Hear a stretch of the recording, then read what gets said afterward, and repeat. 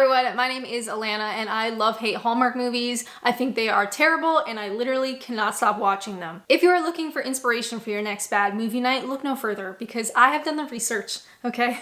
I have done the dirty work. I have found the 10 worst Hallmark Christmas movies of all time. And honestly, some of these are truly shocking. Let's dive right into number 10. This is A Royal Christmas Crush. Ava accepts a unique and significant opportunity to work at the Royal Ice Hotel. This unexpectedly leads her into a surprise whirlwind romance with the royal prince, who she only knows as the most important guest staying at the hotel. Now this one is pretty new from 2023, so you'd think Hallmark would know better by now, but apparently they don't. One review that stood out to me was, "This was such a horrific waste of time that I had to come here to review it in hopes of keeping even just one person from not sitting through this torture."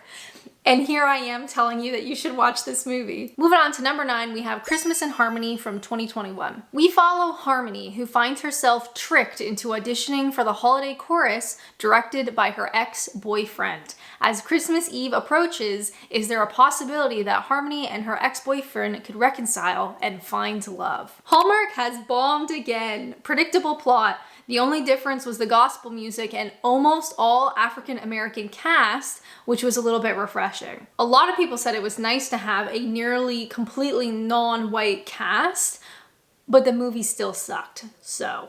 I found something recently on a Hallmark deep dive that, I don't know if this is common knowledge, but there is a Hallmark subsection called Hallmark Mahogany. And maybe you can guess where I'm going with this, but Hallmark Mahogany are all of the black-led stories. So rather than including them in just regular Hallmark movies like everything else, they've made this separate section and they kind of throw all of the black people in there. Truly fascinating. Number 8 is our oldest Hallmark Christmas movie. This comes to us from 2014.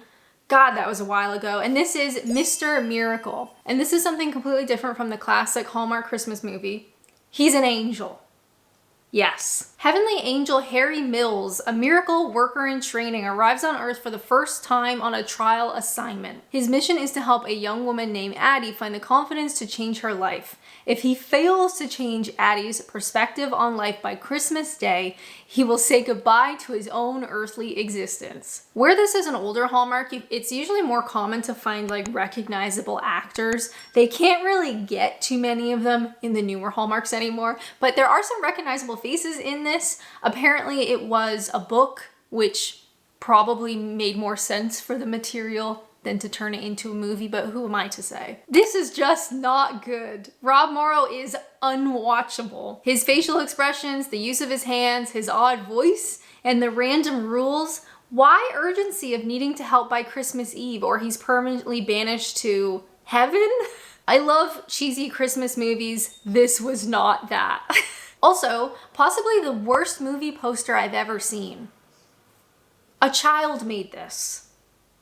A blind child. Number 7, we have Undercover Holiday. So this is from 2022. Again, another recent Hallmark movie that everybody hated. Mexican-American Jalen, a newly minted pop star from a small town, is the latest surprise winner of Pop Star USA. As Jalen prepares to go home for the Christmas holidays, the record label assigns her a 24/7 bodyguard, ex-Navy SEAL Matt. Worried about what her parents will think of her needed bodyguard, she introduced Matt to her family as her new boyfriend. Professional and personal lines blur as they start to fall in love with each other. This movie was just awful. The poor acting, the lack of chemistry, the atrocious singing, and the unbelievable concept that people have never heard of a song in both Spanish and English. Every time Jalen tries to sing is cringeworthy. Was anyone in the room while they were filming? So this is a little bit different where there is music incorporated into this and singing, kind of like the Harmony movie as well. We do have some singing. Personally, I feel like anytime you get singing in a Hallmark movie, it's almost guaranteed to be cringy. Which if you're looking for a bad movie night movie, it's a perfect combination. Next up, number 6, we have Confessions of a Christmas Letter. Now this is from 2024, so it is brand new. And normally don't want to include brand new ones because they haven't had a chance to get a lot of reviews, but this one has. and everyone hates it. Seti Rose, an eccentric matriarch, hires struggling novelist Juan to write her holiday contest entry. A mix-up sparks gossip of Juan's engagement to Seti's daughter, Lily, leading the family to play along. I thought that the movie would get better as it went along, but after a half hour, I couldn't finish. The characters were so over the top and so unrealistic and childlike, it was stupid. A couple of reviewers do mention Angela from The Office. She is the matriarch in this movie, and apparently doesn't do a great job. I expected better acting from you. You seem worn out and tired and bored and flat. It was really hard to watch. Same with most of the cast. Number 5, we get Private Princess Christmas. Need I say anything else? Now this is another brand new 2024 Hallmark Christmas movie that apparently was an epic failure. Love to see that. We get royals, we get Christmas, and we get the military.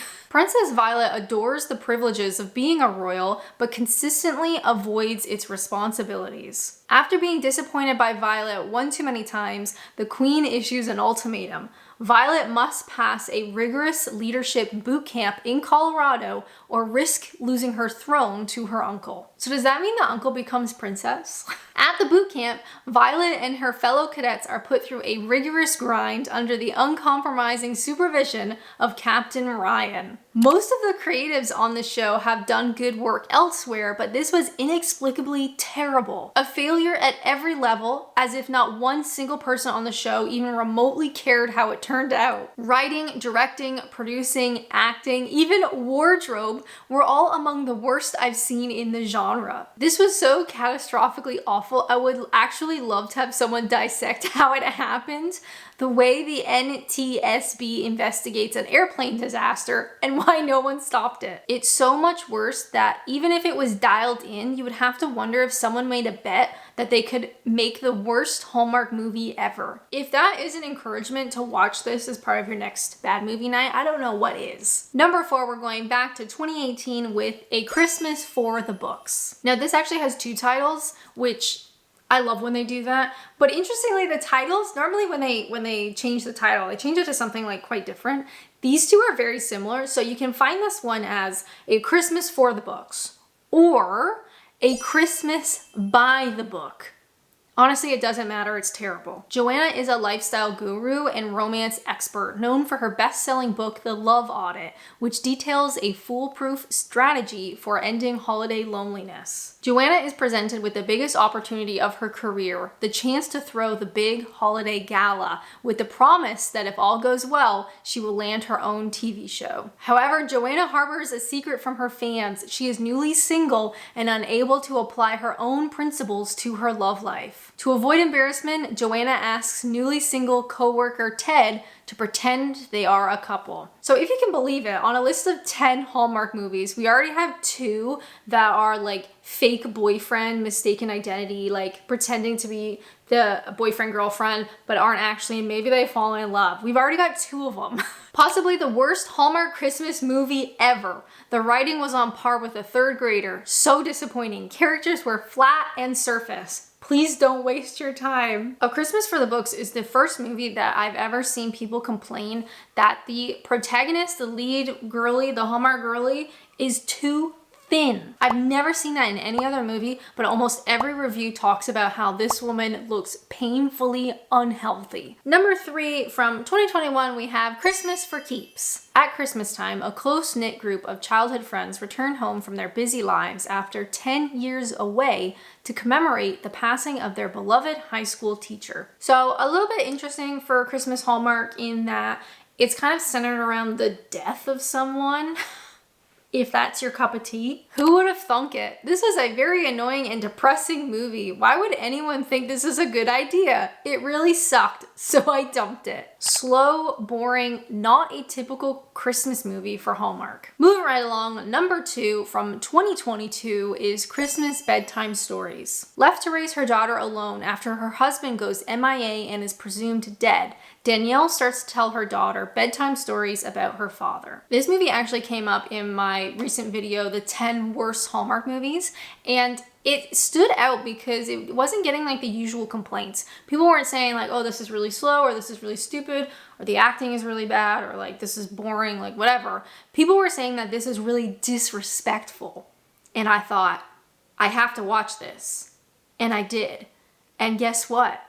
It is disrespectful. This movie is truly wild. The choices that the writers make in this film, diabolical. Like, I was literally screaming at my TV. And if you want to lose your mind too, I will link my full recap at the end of this video. And finally, the #1 worst Hallmark Christmas movie of all time, right? #1 is simply called A Cheerful Christmas, which is ironic because everybody who watches this movie gets angry. Lauren, a Christmas enthusiast who has turned her love for the holidays into a career, faces her most important client ever, the aristocratic Anderson family. Sparks start to fly between her and their son James. However, a hurdle emerges in their budding relationship when the son's old childhood friend and business colleague enters the scene. Now Lauren must win James's heart while simultaneously giving the Andersons their best Christmas ever. One major thing that makes this movie different from all the rest on our list is review after review. People have said they physically could not watch the entire movie. Literally couldn't sit through it, which makes it a great contender for your next bad movie night. If you have a Christmas Hallmark that you think deserves to be on this list, please leave a comment down below. I would love to watch it. If you're curious about that really disrespectful Christmas movie, check out my deep dive. It is honestly baffling. But as always, thank you guys so much for watching, and until next time, bye!